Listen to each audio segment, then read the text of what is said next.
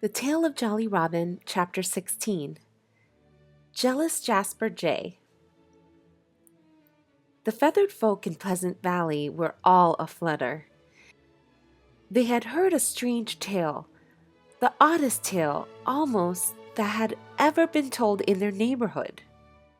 It was Jolly Robin who had started the story, and since he was not in the habit of playing jokes on people, everybody believed what he said, at least, everybody except Jasper Jay. He declared from the first that Jolly Robin's tale was a hoax. "I claim that there is not a word of truth in it," Jasper Jay said. Now, there was a reason why Jasper spoke in that disagreeable way. He didn't want the story to be true. And somehow, he felt that if he said it was a hoax, it would really prove to be one.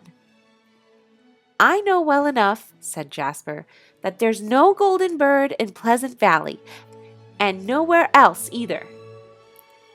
You see, Jolly Robin had hurried to the woods one day and told everyone he met that a wonderful golden bird had come to Pleasant Valley. "He's not just yellow, like a goldfinch. He's solid gold all over, from the tip of his bill to the tip of his tail. Even his feet are golden. And he glistens in the sunshine as if he were afire." That was the way Jolly Robin described the marvelous newcomer. "He's the handsomest bird that ever was seen," he added. Perhaps Jasper Jay was jealous. You know he was a great dandy, being very proud of his blue suit, which was really quite beautiful. Anyhow, Jasper Jay began to sulk as soon as he heard the news. "Where is this magnificent person?" he asked Jolly Robin with a sneer. "Do let me see him, and if he wants to fight, I'll soon spoil his finery for him. He won't look so elegant after I've pulled out his tail feathers." But Jolly Robin wouldn't tell anybody where he had seen the wonderful bird. He said the golden bird was 3 times as big as Jasper Jay, and he didn't want Jasper to get hurt, even if he was so disagreeable. Anyone can see just from that Jolly Robin was very kind. "You'd better be careful or I'll fight you too," Jasper warned him. But Jolly was not afraid. He knew that Jasper was something of a braggart and a bully. He had chased Jasper once, and he thought he could do it again if he had to. "My cousin will tell me where to find this yellow fellow," said Jasper Jay at last. "There's not much that happens in Pleasant Valley that my cousin doesn't know about." So he flew off to find old Mr. Crow, for he was the cousin of whom Jasper was speaking.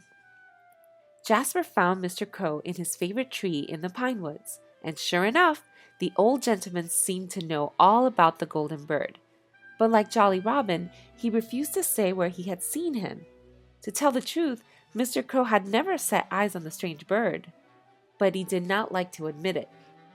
"He's a great credit to the neighborhood," said old Mr. Crow, "and you'd better let him alone if you should happen to find him, because he's solid gold, you know.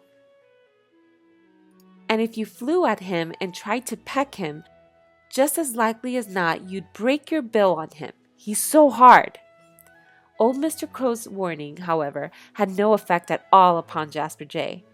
"I'm going to search every corner in the valley until I find this fop, and I'll teach him that he'd better get out of our neighborhood with his fine airs." When he heard that, old Mr. Crow shook his head. "You're going to have trouble," he told Jasper. And then he hurried away to tell Jolly Robin that he ought to advise the golden bird to leave Pleasant Valley. But Jolly Robin said he had not spoken with the stranger, and never having talked with the golden bird, he felt a bit shy about saying anything to him. "Then there'll be a terrible fight, I'm afraid," said Mr. Crow. "I'm afraid so," Jolly Robin agreed. And strange as it may seem, they both said that if there was going to be a fight, they didn't want to miss seeing it.